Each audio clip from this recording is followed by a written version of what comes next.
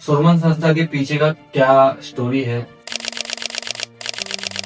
सुमन एक मोमेंट की कहानी है। तो जैसा कि हम जानते हैं कि आपके 3 बच्चे हैं, मेरे 127 बच्चे हैं जिनके साथ मैं रहती हूँ। तो जब वो छोटे रहे थे तो उस टाइम पे आपको दिक्कतें नहीं आई कि आपने उनको भी संभालना है? शुरू में मैंने किराए के मकान पे छुप के शुरू किया था, छुप के, किसी को पता ही नहीं था। मेरे हस्बैंड के लिए बहुत बड़ी न्यूज़ थी जब मैं पेपर पे छपी। आपके पास अभी सबसे छोटा बच्चा कितने साल का है? तो जैसे आपका एक वर्ल्ड रिकॉर्ड है 73 आवर्स का, जिसमें आप नॉन स्टॉप खड़े रह के पेंटिंग करी है आपने पूरी।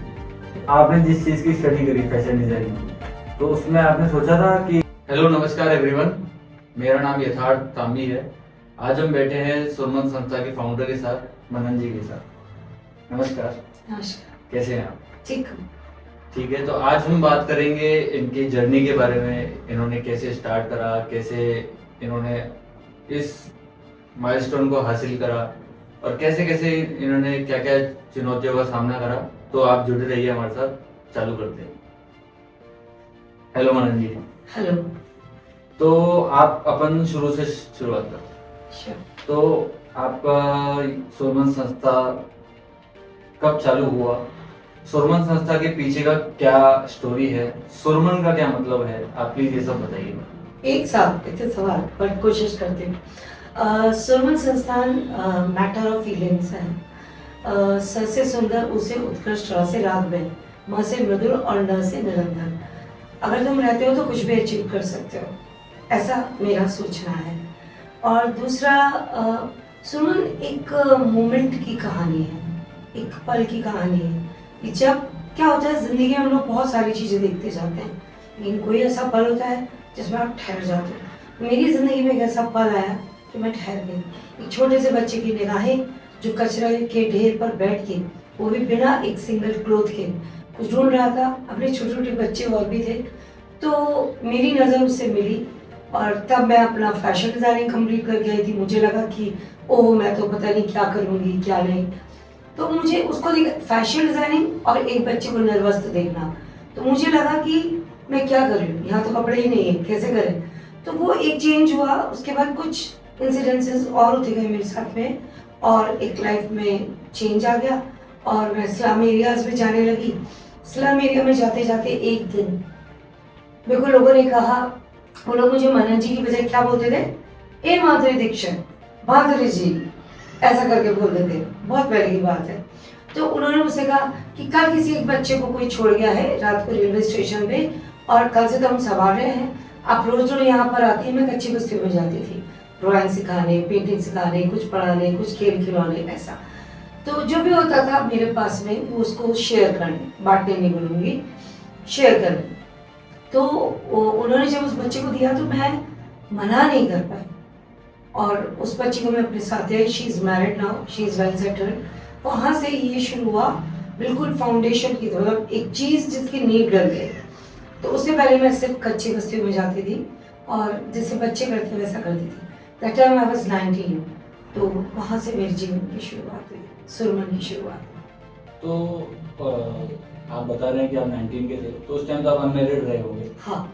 तो आपकी शादी हुई जब, तो आपकी शादी से पहले जब आपने फाउंडेशन चालू करी, तो मतलब फाउंडेशन चालू करने से पहले आप अनमेरिड थे? देखो, इसमें ये हुआ, पहले मैं कच्ची बस्ती में ही जाती रही। फिर मेरे ग्रैंडफादर बहुत बड़े, मतलब बीमार थे, मतलब लास्ट स्टेज थी उनकी, और उनकी ख्वाहिश थी कि मेरी शादी हो। और एक तरफ मुझे लंदन फ्लाई करना था, एक तरफ मेरी बच्ची से नज़र टकरा गई। स्लम एरिया में जा ही रही थी, तो स्लम एरिया जाते जाते जब मेरे को मेरी शादी हो गई, तो मैंने कहा ओके, मैं एल्डेस्ट चाइल्ड थी अपने घर की हूँ, तो मुझे लगा ओके, इतना सा तो हम कर ही सकते हैं। तो मैंने शादी के लिए बिना कुछ सोचे समझे हाँ किया, लंदन के लिए ना किया, और कच्ची बस्तियों में मैं जाती रही।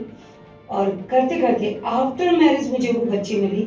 मैं स्लम एरिया कंटिन्यूस जा रही थी, मेरी शादी को 2-3 साल हुए थे, तब वो मुझे बच्चे मिले। तो जैसा कि हम जानते हैं कि आपके 3 बच्चे हैं। हाँ जी।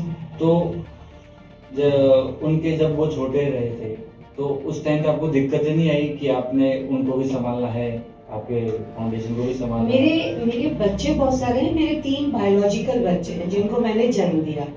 तो चुनौती तो थी। मेरे आसपास के लोग ही जो बहुत कंसर्न रखते हैं, जो आपके लिए बहुत चिंता करते हैं, उनको लगता था तुम अपने बच्चों को इन कच्ची बस्ती के बच्चों के साथ पालोगी, ये तो बहुत वियर्ड है, बहुत अजीब है, तुम्हारे बच्चे क्या सीखेंगे, ये सब सवाल आते थे। शुरू में मैंने किराए के मकान पे छुप के शुरू किया था, छुप के, किसी को पता ही नहीं था कि मैं ऐसा कुछ कर भी रही हूँ, इवन मेरे हस्बैंड को नहीं पता था। तो मैं छुप के कर रही थी। जब वो पहला बच्चा आया तो मैंने एक छोटी सी जगह, 50 गज का एक फ्लैट था मानसरोवर में, वो आज भी मेरे पास है। उसमें 10 गज की तो बालकनी थी, 40 गज से मैंने ये शुरुआत की थी। तो जब मेरे बच्चों ने जन्म लिया तब तक वो अलग था, किराए के मकानों पे और ऐसे चल रहा था। फिर किराए के मकानों में लोगों को ये लगने लगा ये डिस्टर्बिंग एलिमेंट है, और यहाँ पे थोड़े से बच्चे रहते हैं, गार्डन में भी लोगों को प्रॉब्लम थी।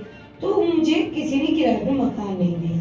तब मुझे उन बच्चों को अपने घर लेके मैं आई, और जो दिवाली पे नया नया फर्नीचर बना था वो सारा मैंने ऊपर शिफ्ट किया। और तब तक मेरे काम करते करते साथ में इधर बच्चों की वो संख्या भी बढ़ रही थी। तब तक मैं अखबार में नहीं छपी, तब इतने सारे चैनल, सोशल मीडिया ये सब नहीं था, इवन तो मोबाइल बहुत कम लोगों के पास होता था। तो अखबार में नहीं छपी थी। तो मेरे हस्बैंड बाहर ज़्यादा रहते थे, और उसके बाद में मेरे 3 बच्चे भी बड़े हो रहे थे, मतलब वो बहुत छोटे छोटे थे, लेकिन इतने बड़े भी नहीं थे, इतने छोटे भी नहीं थे। तो फिर जब मुझे किसी ने भी मकान किराए पे नहीं दिया, तब फिर ऐसा हुआ कि मुझे उन बच्चों को मैं घर ले आई। तो वो सब साथ हो गए। तो लेकिन मैं अपने तीनों बायोलॉजिकल बच्चों को रेगुलर वहाँ लेके जाती थी, मानसरोवर, तब उस जगह पे या किराए के मकान में। डेली रूटीन था, बच्चों को ये पता था कि मम्मा कुछ तो करती है, तो ऐसा था। और फिर वो धीरे धीरे मर्जिंग हुई। मैं अपने बच्चों को इस मीडियम से थैंक यू बोलूँगी, उन्होंने मुझे कभी कंप्लेन नहीं किया, उन्होंने सब कुछ शेयर करने को तैयार थे। मदर की लैप, मदर की गोदी हो, चाहे उनके टॉयज हो, चाहे कुछ भी हो, क्योंकि क्या कहते हैं, बच्चों को तो बच्चे ही चाहिए ना खेलने के लिए। अगर मैं बच्चा हूँ, तुम बच्चे हो, तो हमें किसी बड़े की कंपनी नहीं चाहिए, हम बच्चे आपस में खेलेंगे। तो मर्ज हो गए, मिक्स हो गए, जेलिंग हो गई उनकी, तो उनको कोई दिक्कत नहीं है। हाँ, मेरे हस्बैंड के लिए बहुत बड़ी न्यूज़ थी जब मैं पेपर में छपी और उनको पता चला औरों से कि मैं ऐसा कुछ कर रही हूँ। तो जब आपके इन-लॉज को पता चला कि आप ऐसा कुछ कर रहे हो, अखबार से पता चला, तो उनका कोई रिव्यूज आपके लिए कि पॉजिटिव थे या नेगेटिव थे? शॉक्ड थे, ना नेगेटिव थे ना पॉजिटिव थे, वो तो मैं जज नहीं कर सकती। हाँ, शॉक्ड थे। और फिर वही क्वेश्चन नेचुरल है जो होना था कि देखो ना, आज कोई भी एक बड़ा इंसान, सलाम मीडिया में मैं देखती हूँ अक्सर कुछ बांटने जाते हैं या कुछ भी डिस्ट्रीब्यूट, कोविड के टाइम में मैंने देखा, तो एक प्रोटोकॉल रखते हैं, एक डिस्टेंस मेंटेन करते हैं, है ना, रखते ही हैं। वो एकदम से ऐसे हग नहीं कर देते। तो वो भी मेरी चीज़ों को एकदम से स्वीकार नहीं कर पाए। पर मुझे ध्यान है, मेरे फादर ने एक बार एक बात कही थी, जो जीता वो सिकंदर। और मुझे लगता है चरेवती चलते रहो, चीज़ें ठीक हो जाती हैं, चीज़ें हो जाती हैं, और चीज़ें हो गई ठीक। मतलब सबने फिर उसको एक्सेप्ट किया, और आज वो है, सब लोग साथ, सब लोग कोऑपरेट करते हैं। तो आज आपको इस फाउंडेशन को चालू करते हुए बहुत टाइम हो गया? हाँ, मुझे 27 ईयर्स हो गए। 27 ईयर्स। उससे पहले मैं स्लम एरियाज में थी। तो आपने 27 ईयर्स में आपने क्या क्या अचीव करा, क्या क्या आपके गोल्स थे जो आपने अचीव करा, जो करने बाकी हैं? मैंने जिंदगी को जीने को अचीव किया, एक तो जिंदा होना, हाँ। और एक जिंदा दिली के साथ जीना। तो मैंने हर पल जिया। मैंने, मुझे सोचने का समय नहीं मिला कि मैंने क्या अचीव किया, या मैंने क्या इन्वेस्ट किया, या मैं कहाँ पहुँच गई।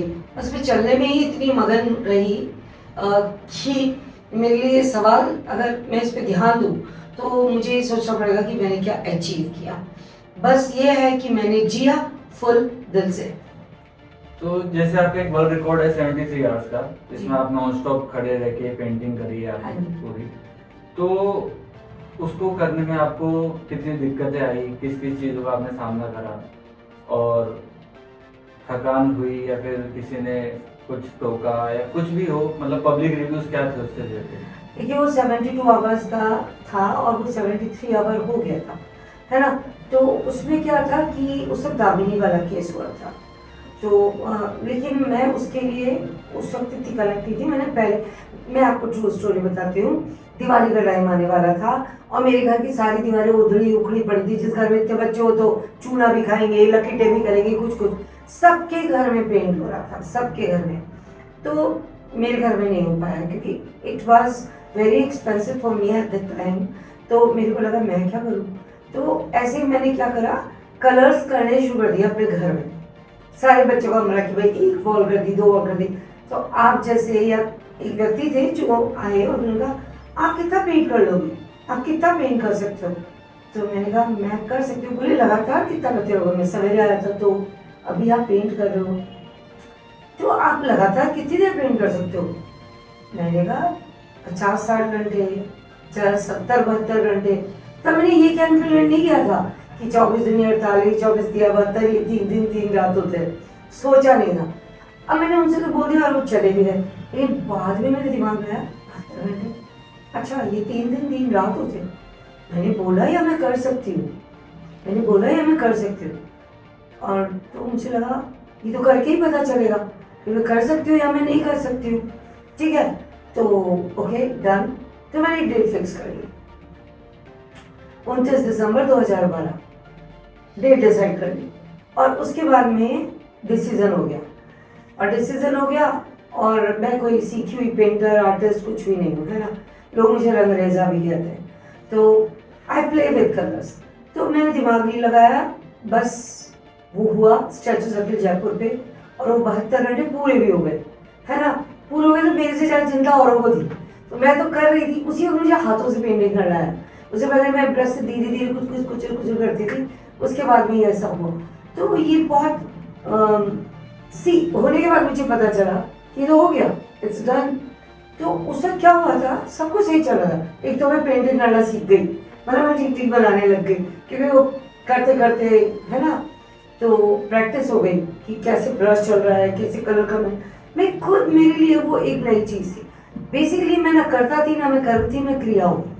मैं वो साइकिल में घूम गई और मैं करती चली गई। वो एनर्जी रोटेट हो गई, एनर्जी खुद मुझे एनर्जी देने लगी। और जब भी मुझे लगता था ना थक रही हूँ या बहुत ठंड है, क्योंकि वो टाइम ऐसा था, तो सारे बच्चे वहाँ आ जाते थे। तो मैं उनके साथ डांस भी करती थी, पेंट भी करती थी। और समय निकल गया और बहुत सक्सेसफुली भगवान ने निकाला, बच्चों की बेस्ट विशेज़ निकाला, सबकी बेस्ट विशेज़ ने, और वो कंप्लीट हुआ। चुनौती उस वक्त बस यही थी कि पेंटिंग्स अच्छे से बन जाए। सेल मुझे करनी नहीं थी, बस वो इकट्ठी हो रही थी। 105 और 15 पेंटिंग्स बनी थी और बस वो कंप्लीट हो गई। तो पेंटिंग का शौक आपको स्टार्टिंग से था? हाँ, मैं क्लास से काफ़ी बाहर निकली हूँ। अच्छा। मैं पहले स्केचेस करती थी, कलर करने से डरती थी, मुझे लगता था बाहर निकल जाएगा। लेकिन फिर मैंने पेंसिल यूज़ करना ही बंद कर दिया, मैं सिर्फ डायरेक्ट कलर से करती हूँ, तो बाहर निकलने का चक्कर ही नहीं है। तो आपने जिस चीज़ की स्टडी करी फैशन डिजाइनिंग की, तो उसमें आपने सोचा था कि मैं इस लाइन में नहीं जाके आज इस लाइन में आ जाऊंगी, या फिर? मैंने तो फैशन डिजाइनिंग भी नहीं सोचा था।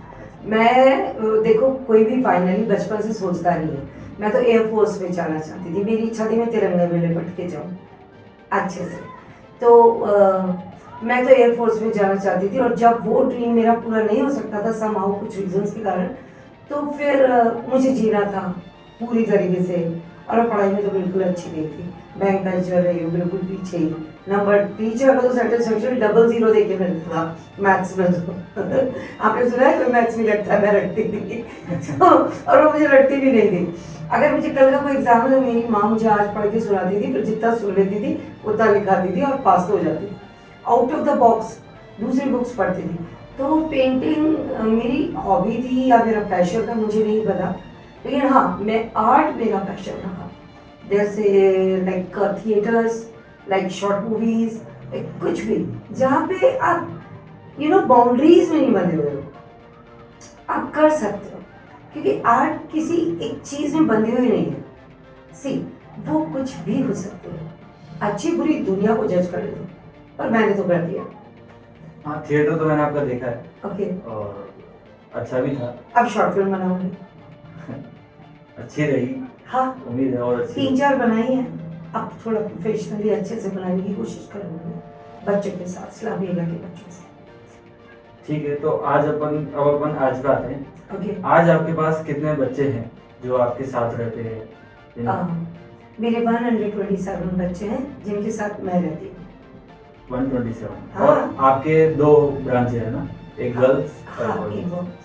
ठीक है, तो एक ऐसा एक्सपीरियंस आपका बच्चों को लेके कि ऐसा नहीं होना चाहिए था जो आपके पास आए हैं, मतलब जिनको आपने अडॉप्ट करा है, कि इनके घर वालों ने इनके साथ ऐसा करा, जैसा नहीं होना चाहिए था शायद। देखिए, घर वालों तक तो मैं नहीं जाऊंगी, वो पूरी सोसाइटी जिम्मेदार है। मान लीजिए कोई बच्ची प्रीमेच्योर या एडल्ट होने से पहले कंसीव कर लेती है और रिलेशनशिप्स में होती है और उसके कोई बेबी होता है, तो हमारी सोसाइटी एक्सेप्ट नहीं करती है ना। तो ये किसी एक के कारण नहीं होता, तो किसी को पर्टिकुलर ब्लेम नहीं करूँगी, पूरी सोसाइटी जिम्मेदार है। और हर जो आपने पूछा कि किसी बच्चे को देखकर या किसी की स्टोरी देखकर, किसी के सर्कमस्टांसेस देख के मुझे कितना हर्ट हुआ, तो वो एक अलग विषय है, क्योंकि हर बच्चे का दर्द अपना होता है और वो कम या ज़्यादा नहीं होता है, बस वो दर्द होता है। जुकाम भी सिंपल हो जाए तो वो तकलीफ पता होती है। लोग कहते हैं कि जुकाम हो गया, लेकिन वो जिसको होता है उसको पता होता है। एक सांस भी चुप जाती है तो हालत खराब कर देती है ना। तो जख्म बड़ा है या छोटा है, पर जख्म जख्म है। तो हर बच्चे की अपनी कहानी मुझे संवेदनशील करती है और उसको मुझे लगता है कि फिजिकली तो आप उसे ठीक कर लोगे with the help of doctors या किसी भी तरीके से। मान लो कोई बच्चा एब्यूज हो गया है, लेकिन आप उसको मेंटली कैसे उसे नॉर्मल करोगे, उसे ठीक करोगे, उसे normal main stream of society से कैसे कनेक्ट करोगे, ये एक बहुत बड़ा चैलेंज होता है। तो आपके पास अभी सबसे छोटा बच्चा कितने साल का है? 1.5 साल का। 1.5 साल। हाँ जी। इट्स अ बॉय और गर्ल? It's a girl. तो अब अपन चलते हैं फ्यूचर के बारे में, कि आज के आने वाले 5 या 10 साल में आप सुरमन को कहाँ देखते हो? मैं काम करते रहना चाहूंगी। मतलब इतने सारे एक गोल आपने सोचा हाँ। हो कि 5 साल में वो ये अचीव करना है? बिल्कुल बिल्कुल। अभी तक मैंने काम किया बच्चा बचपन, ठीक है। मेरे पास में जो बच्चे आते हैं उनका अच्छा फ्यूचर हो, वो लोग इंडिपेंडेंट हो और उनको कोई दिक्कत ही हो लाइफ में, ये मैंने प्रयास किया। अब जो है मुझे लगता है विचार पर काम करना चाहती हूँ मैं, थॉट प्रोसेस पर, विजन। हाँ, विजन पर काम करना चाहती हूँ। मेरे 100 बच्चे हैं, 750 बच्चों को मैंने रिहेबिलिट कर दिया। कई बच्चों की शादी हो गई, कई खो गए थे, कई चाइल्ड लेबर में थे, उनको रेस्क्यू ऑपरेशन के थ्रू मैंने उनको घर तक पहुंचाया। It's done. बच्चे आते रहेंगे। बच्चों की शादी भी आप ही करवाते हैं? जी हाँ, जी हाँ। मतलब जो बच्चे यहाँ पे हैं जिनके पेरेंट्स ही नहीं है, उनको पूरा सेटल, मतलब पूरा सेटल, ये एक अलग विषय हो गया। लेकिन आपने मुझसे पूछा आगे, तो मैं अब विचार पर, जैसे मैंने आपको बोला, मैं शॉर्ट मूवी बनाना चाहती हूँ। जो अभी मैं दिल्ली में शो करने जा रही हूँ वो भी विचार की बात है कि फूल है, अभी तक कली है, सुमन एक कली है, ऐसे विचार के रूप में खिलेगा तो क्या होगा? खुशबू फैलेगी, खुशबू। आज के 27 साल आप बोले थे इसको, 27 साल। हाँ। तो अभी भी आप इसको कली ही मान रहे हो? नहीं, मैं विचारों की कली मान रही हूँ। जो मैंने एक्सपीरियंस लिया है 27 साल में, being a child health commission chairperson में मैंने 3 साल एक्सपीरियंस लिया। मुझे लगता है कोई भी ज्ञान, कोई भी नॉलेज या कोई भी अनुभव, किताब की ही बात नहीं कर रही हूँ मैं, कोई भी एक्सपीरियंस आप जब तक आगे नहीं बढ़ाते, उसको शेयर नहीं करते। मान लो मेरे में कोई संवेदना है और मैं आपको संवेदनशील करके यहाँ से नहीं जाती हूँ, तो फेल है, फेल है। तो इट्स अ ब्लॉसम और इसकी फ्रेग्रेंस सबको मिलनी चाहिए। सबको एहसास होना चाहिए कि बच्चों से संबंधित चुनौती सिर्फ यही नहीं है, पावर्टी ही चुनौती नहीं है, उनका पेरेंटलेस होना ही चुनौती नहीं है, उससे संबंधित इतनी चुनौतियां है कि यथार्थ जी आप एक समृद्ध परिवार से हो, आपको कोई दिक्कत नहीं है। मैं ये कह सकती हूँ सोने की नहीं तो चांदी की चम्मच के साथ आप पैदा हुए हो, लेकिन जब आप छोटे थे तो आपकी भी समस्या हो सकती है, वो आप शेयर नहीं कर पाते होंगे। आपको दिया जा रहा है बहुत सुंदर सा बड़ा सा टॉय, लेकिन आपको तो चाहिए मिट्टी में खेलने का मन है आपका, है ना। आपको मिल रही है बहुत खूबसूरत सी कोई डॉल, लेकिन आपको भागते हुए जाना है और पतंग को लूटना है, लेकिन आपको अलाउड नहीं है। आपको पूरा बंच आ रहा है पतंगों का कि लो भाई कल सक्रात है, ये चरगी है, मंजा है, ये सद्दा है, ये टेप है, कट गया तो, लेकिन आपको तो झाड़ी लेके लूटने जाना है। सी आपको दिया जा रहा है बैट और बॉल, लेकिन आपको तो गिल्ली डंडा खेलना है। आपको दिया जा रहा है बहुत अच्छा बिजनेस वाला गेम या कोई और अच्छा गेम, लेकिन आपको तो कंचे खेलना है। सो ऐसी कई चीजें हैं, आप क्या कर रहे हो, आप क्या करना चाहते हो। आपको रेड पहनना है, व्हाइट पहन लो, आपको व्हाइट पहनना है, आप रेड पहन लो। तो बड़े घरों के बच्चे भी कई बार अपनी फीलिंग्स को शेयर नहीं कर पाते। सी बच्चा और बचपन, बच्चा तो बड़ा हो ही जाएगा, जैसे पेड़ बड़ा हो जाता है, धूप पानी हवा सब कुछ मिला और वो बड़ा हो गया। लेकिन बड़ा होना और एक प्रॉपर उसकी खुशबू फैलना किसी चीज की, बचपन एक खुशबू है।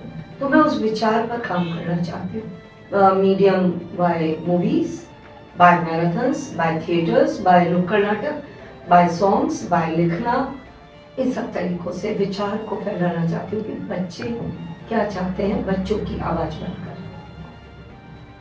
एक चीज मैंने आप पे बहुत नोटिस करी है कि आप जब भी कोई प्रोग्राम करते हैं, आपको जो कहते हैं, आपके हाथ में जो घड़ी है, हाँ। ये आप इसको हमेशा अपने साथ रखते हैं।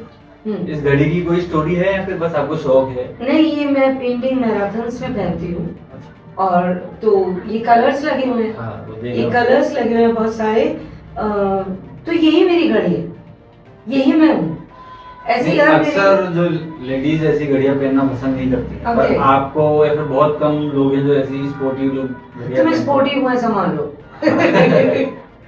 तो बच्चों के साथ रहती हूँ तो वैसा ही थोड़ा तो कुछ तो होगा।